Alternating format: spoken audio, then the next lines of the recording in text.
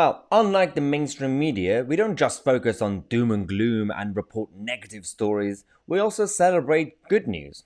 This image is from Dover, and it's the weekend. It's getting warm, and sea is pretty stable. That's when you expect the illegal migrant boats to increase. So, how many boats do you think came to the UK from France over the last couple of days? The answer is zero. And that because of the Rwanda scheme. It's already working. And it's quite fascinating how the media are not really reporting on this. We have the data from the actual official stats that the 24 period, 22nd of April, so 2 days ago. So that was Friday, beginning of the weekend. We should have expected more boats, at least one, to come in. Number of boats detected, absolutely zero. Number of migrants detected in small boats, absolutely zero. And that's one. And then you think, well, that could be just a one-off thing. Well, even yesterday, 23rd of April, the 24 hours throughout the whole day, again, number of migrants detected in small boats, zero. Number of boats detected, zero. And so far, I've been talking to my sources in Dover. Even today, so far, we have not had any boats being reported coming from Calais. You wonder why? Because the actual migrants themselves, who are currently in France, are telling us why. We got one of them, Hamid Karimi, who's actually from Iran. He's 34. He's currently in Calais.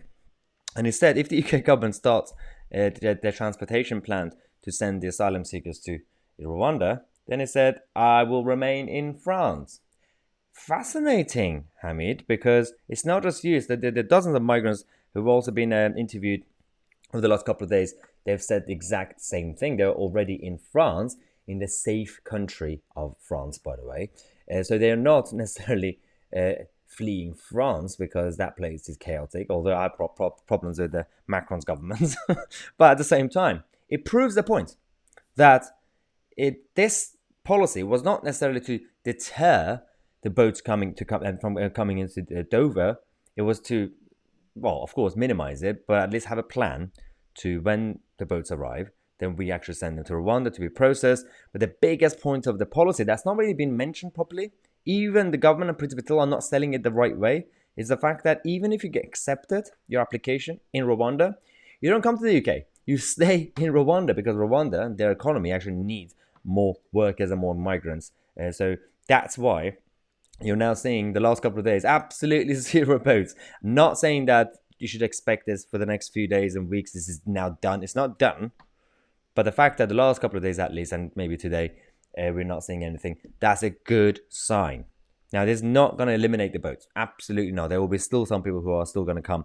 But it's showing that the whole thing works. And it shows that we could have done this ages ago. But I know it's not an easy thing to do. Of course, Priti Patel had to negotiate with Rwanda and many other countries.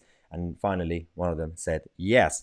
But it's quite interesting that one of the issues that the left keep using against us is the fact that they are desperate. In terms of political asylum, they're desperate. They're fleeing a messed up country, but they are now in a safe country, France. And the fact that now they're vocally say and openly say that, oh, we are going to stay here, that means they still have a choice to stay in France.